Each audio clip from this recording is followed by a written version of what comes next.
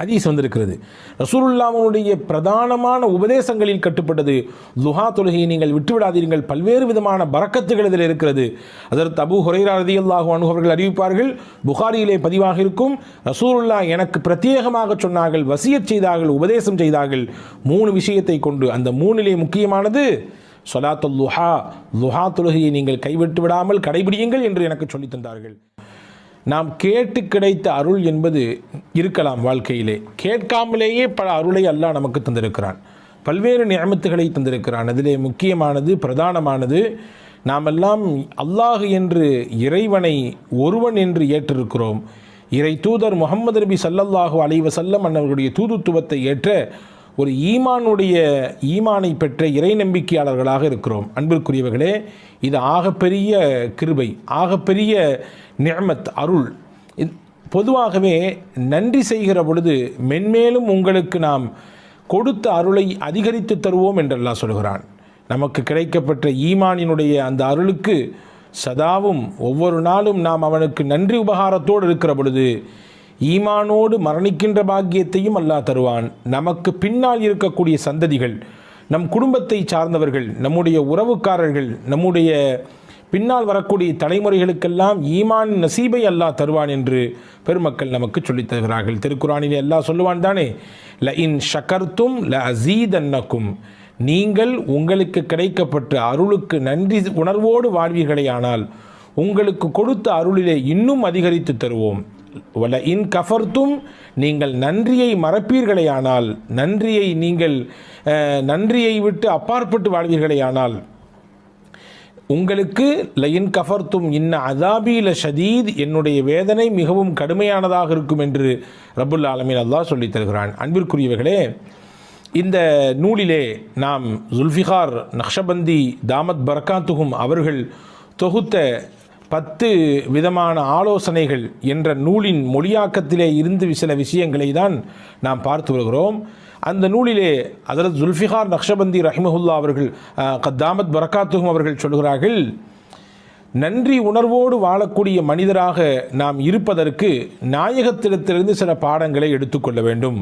நபிகள் நாயகம் ஸல்லல்லாஹு அலைஹி வஸல்லம் கற்றுத்தந்த ஒரு பிரதானமான பிரார்த்தனை தான் ரலீது பில்லாஹி ரப்பா ஒபில் இஸ்லாமி தீனா ஒபி முஹம்மதின் ஸல்லல்லாஹு அலைஹி வஸல்லம் நபிய்யம் வ ரசூலா.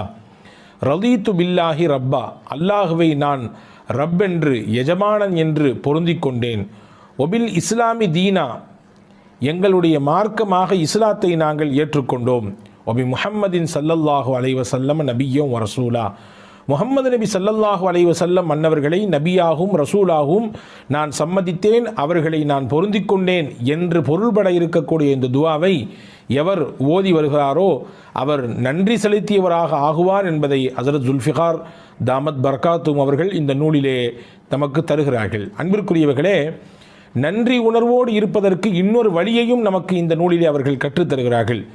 நம்முடைய வாழ்நாள் வயது இருக்கலாம், 30 இருக்கலாம், 40 இருக்கலாம், 60 கூட இருக்கலாம், ஏன் முதிர்ச்சி அடைந்து 70, 80களில் கூட நாம் வாழ்ந்து கொண்டிருக்கலாம். எத்தனை ஆண்டுகள் வாழ்ந்தாலும் நாம் வாழும் காலம் வரை நம்முடைய இருப்பு இந்த நிமிடத்தில் இப்பொழுது இருக்கிறோமே, இந்த நொடி பொழுது இதுவரை நமக்கு கிடைக்கப்பட்ட எல்லா விஷயங்களும் அல்லாஹ்வின் அருளை கொண்டே கிடைக்கப்பட்டது. எனக்கு கிடைத்த செல்வம், எனக்கு கிடைத்த அந்தஸ்து, எனக்கு கிடைத்த கல்வி, எனக்கு கிடைத்த பொருளாதாரம், எனக்கு கிடைத்த சமூக அந்தஸ்து, எனக்கு கிடைத்த சிறப்பு என்று என்னுடைய வாழ்வியலோடு தொடர்புடைய அத்துணை விஷயங்களும் யார் மூலம் கிடைத்தது? அல்லாஹுவின் மூலம்தான் கிடைத்தது. இனிவரும் காலங்களில் என்னுடைய வாழ்க்கையின் பிற்பகுதி, நான் 30 வருட காலம் நான் வாழ்ந்து இப்பொழுது 31வது வயதில் இருக்கிறேன், அல்லது 40 வயதில் இருக்கிறேன், அல்லது 60 வயதில் இருக்கிறேன்.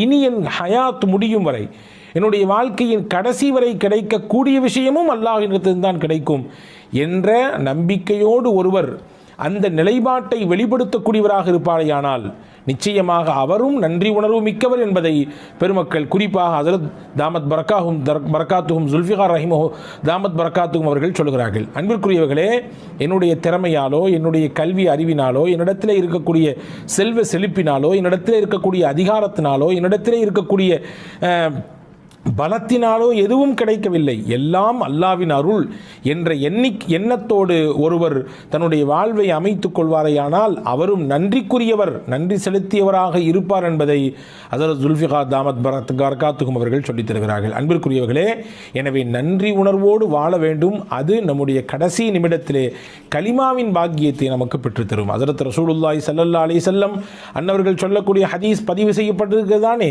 நாம் எல்லாம் பல தடவை கேட்டிருப்போம் தானே. முஸ்லிம் ஷரீஃபிலே வருகிறது, ரசூலுல்லாஹி ஸல்லல்லாஹு அலைஹி வஸல்லம் சொல்வார்கள், அபூதருல் கிஃபாரி ரலியல்லாஹு அன்ஹு அவர்களுடைய அறிவிப்பு, குல் யுஸ்பிஹு அலா குல்லி சுலாமா மின் அஹதிக்கும் சதகா, உங்களிலே ஒவ்வொருவரும் தினசரி காலை உங்களுடைய உடலிலே இருக்கக்கூடிய ஒவ்வொரு மூட்டு எலும்புக்கு ஜாயிண்ட்டுகள் இருக்கிறது தானே, உடலிலே ஒவ்வொருவருடைய உடலிலும் ஜாயிண்ட்டுகள் இருக்கிறது. நீங்கள் விரலை எடுத்துக்கொள்ளுங்கள், இந்த விரலிலே 3 விதமான ஜாயிண்ட்டுகள் இருக்கிறது, 1 2 3. அதே போன்று உடலிலே எத்தனையோ ஜாயிண்ட்டுகள் இருக்கிறது. அதற்கு ரசூலுல்லாஹி ஸல்லல்லாஹு அலைஹி வஸல்லம் சொன்னார்கள் 360 ஜாயிண்ட்டுகள் இருக்கிறது, 360 மூட்டு இணைப்புகள் இருக்கிறது. இந்த ஒவ்வொரு இணைப்புக்கும் ஒவ்வொரு சதக்கா தர வேண்டும் என்றார்கள் ரசூலுல்லாஹி ஸல்லல்லாஹு அலைஹி வஸல்லம். ஏனென்றால் காலையில் நீங்கள் எழுகிற பொழுது ஆரோக்கியமாக எழுகிறீர்கள். அதற்கு அல்லாமா குர்துபி ரஹ்மத்துல்லாஹி அந்த ஹதீஸுக்கு விளக்கம் எழுதுகிற பொழுது இப்படி எழுதுவார்கள், எந்த மனிதனுடைய ஜாயிண்டுகள் செயல்படாமல் ஸ்தம்பித்து விட்டதோ அவனுடைய வாழ்க்கையும் முடமாகி போகும். நினைத்து பாருங்கள், நம்முடைய கையிலே 5 விரல் இருக்கிறது. நாம் நினைத்த மாதிரி நாம் மடக்கிக் கொள்கிறோம், விரித்து கொள்கிறோம், நினைத்ததை பிடித்து தூக்குகிறோம், தேவை உள்ளதை நாம் தட்டுகிறோம், அதே போன்று எடுக்கிறோம் வைக்கிறோம், இப்படி பல விஷயங்களை செய்கிறோம். அப்படி இருக்குதானே. ஆனால் இந்த ஜாயிண்ட்டுகள் எல்லாம் செயல்படாமல் போனது என்று வைத்துக் கொள்ளுங்கள், அப்படியே முடமாகி போய்விடும், எதுவுமே செய்ய முடியாது. பிடிப்பதற்கு சிரமமாகி போய்விடும், எழுதுவதற்கு சிரமமாகி போய்விடும், வாசிப்பதற்கு கஷ்டமாகி போய்விடும், எல்லாம் முடம்தான். அதற்கு அல்லாமா குர்துபி ரஹ்மத்துல்லாஹி தான், இது பெரிய நிஅமத், இது அல்லாஹ் கொடுத்த பெரும் நிஅமத். ஒவ்வொரு நாளும் காலை எடுக்கிற பொழுது நம்முடைய ஜாயின்கள் எல்லாம் செயலோடு இருக்கிறது என்றால் அது பெரும் நிஅமத். எனவே தான் ரசூலுல்லாஹி ஸல்லல்லாஹு அலைஹி வஸல்லம் ஒவ்வொரு நாள் காலையும் நீங்கள் 360 தர்மம் செய்யுங்கள், காரணம் உடலிலே 360 மூட்டுகள் இருக்கிறது என்று சொன்னார்கள். சஹாபாக்கள்லாம் கேட்டாங்க, ஏழை சஹாபாக்கள் எங்களால் எப்படி முடியும், 360 தர்மம் செய்ய முடியும் என்றால் எங்களால் எப்படி வாய்ப்பு இருக்கிறது, நாங்கள் ஏழைகளாச்சே. இப்போ ரசூலுல்லாஹ் சொன்னாங்க, அதுக்கு ஃபகுல்லு தஸ்பீஹத்தின் சதகா, சுபஹானல்லாஹ் என்ற தஸ்பீஹ் சொல்லுங்கள், அது ஒரு சதகா. ஒக்குல்லு தஹ்மீதத்தின் சதகா, அல்ஹம்துலில்லாஹ் என்று சொல்லுங்கள், அதுவும் ஒரு சதகா. ஒக்குல்லு தஹ்லீலத்தின் சதகா, லா இலாஹ இல்லல்லாஹ் என்று சொல்லுங்கள், அதுவும் ஒரு சதகா. ஒக்குல்லு தக்பீரத்தின் சதகா, அல்லாஹு அக்பர் என்று சொல்லுங்கள், அதுவும் ஒரு சதகா. வ அம்ரும் பில் மஅரூஃபி சதகா, நல்லதை பிறருக்கு சொல்லிக் கொடுங்கள், அதுவும் சதகா. வ நஹியன் அனில் முன்கரி சதகா, தீமையிலிருந்து ஒரு மனிதரை தடுத்து நிப்பாட்டுங்கள், அதுவும் சதகா தான். சொல்லிட்டு சொன்னாங்க ஸல்லல்லாஹு அலைஹி வஸல்லம், வ யுஜ்ஸி மின் தாலிக குல்லஹு ரக்அத்தானி யர்கஉஹுமா மின் அத்-துஹா, இது எல்லாத்துக்கும் போதுமான ஒன்றை சொல்லட்டுமா, 2 ரக்காயத் துஹாவினுடைய தொழுகை தொழுங்கள், நான் மேலே வசித்து காட்டிய அத்துணை நன்மையும் அதில் பொதிந்திருக்கிறது என்றார்கள் நபிகள் நாயகம் ஸல்லல்லாஹு அலைஹி வஸல்லம். இங்கே 2 விஷயத்தை அந்த ஹதீஸிலிருந்து விளங்கணும்.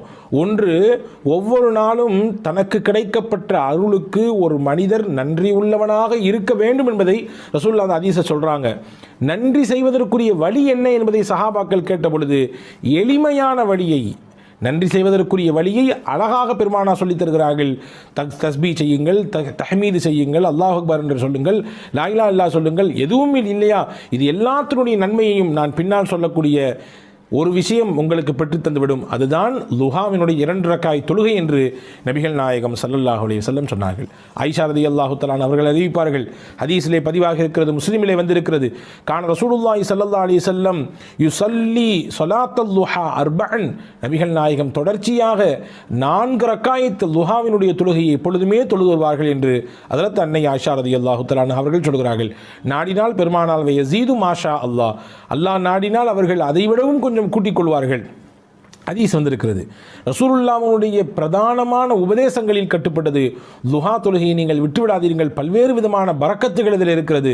ஹஜ்ரத் அபூ ஹுரைரா ரலியல்லாஹு அன்ஹு அவர்கள் அறிவிப்பார்கள், புகாரியிலே பதிவாக இருக்கும், ரசூலுல்லாஹ் எனக்கு பிரத்யேகமாக சொன்னார்கள், வசியத் செய்தார்கள், உபதேசம் செய்தார்கள் 3 விஷயத்தை கொண்டு. அந்த 3லே முக்கியமானது சொலாத்துல் லுஹா, லுஹா தொழுகையை நீங்கள் கைவிட்டு விடாமல் கடைபிடியுங்கள் என்று எனக்கு சொல்லி தந்தார்கள்.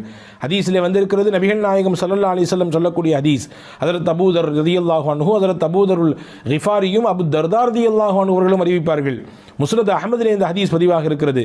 அல்லாஹ் சொல்வதாக ரசூலுல்லாஹ் சொன்னார்கள், இப்ன ஆதம், ஆதமுடைய மகனே, இர்க அலி மின் அவ்வலின் நஹாரி அர்பஅ ரக்அத்தின், எனக்காக வேண்டி பகலினுடைய ஆரம்ப பகுதியிலே 4 ரக்காய் தொழுதுவா, அக்ஃபிக ஆஹிரஹு, நீ அப்படி தொழுது வருவதை வளமையாக்கி கொண்டால், இந்த லுஹாவினுடைய தொழுகையை கடைபிடிப்பதை நீ வளமையாக்கி கொண்டால், அன்றைய நாள் முழுக்க உனக்கு உன் தேவைக்கு நானே போதுமானவன். அல்லாஹ் சொல்கிறான், உனக்கு என்னென்ன விஷயமெல்லாம் இருக்கிறதோ அத்துணைக்கும் நான் பொறுப்பு, நான் உனக்கு பொறுப்பாளியாக வந்து விடுகிறேன் என்று அல்லாஹ் சொன்னதாக நபிகள் நாயகம் ஸல்லல்லாஹு அலைஹி வஸல்லம் சொன்னார்கள். ஒரு ஹஜ்ஜி, ஒரு பரிபூர்ணமான உம்ரா, அதனுடைய நன்மையை பெற வேண்டும் என்ற ஆசை இருக்கிறதா, தினசரி துஹா தொழுது வாருங்கள் என்று பெருமானா சொன்ன ஹதீஸ் முஸ்லிமிலே பதிவாக இருக்கிறது.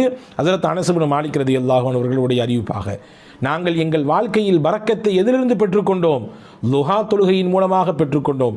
இன்று பரக்கத்தில்லை, மிகப்பெரிய பஞ்ச நிலை ஏற்பட்டிருக்கிறது, மாத வருமானம் போதாக்குறையாக இருக்கிறது, பத்தாக்குறையாக இருக்கிறது, எங்களுக்கு நெருக்கடியான வாழ்க்கை இருக்கிறது, ரஹ்மத்தும் பரக்கத்தும் வேண்டும் என்று கேட்கக்கூடியவர்கள் நிறைய நம்மிலே உண்டு.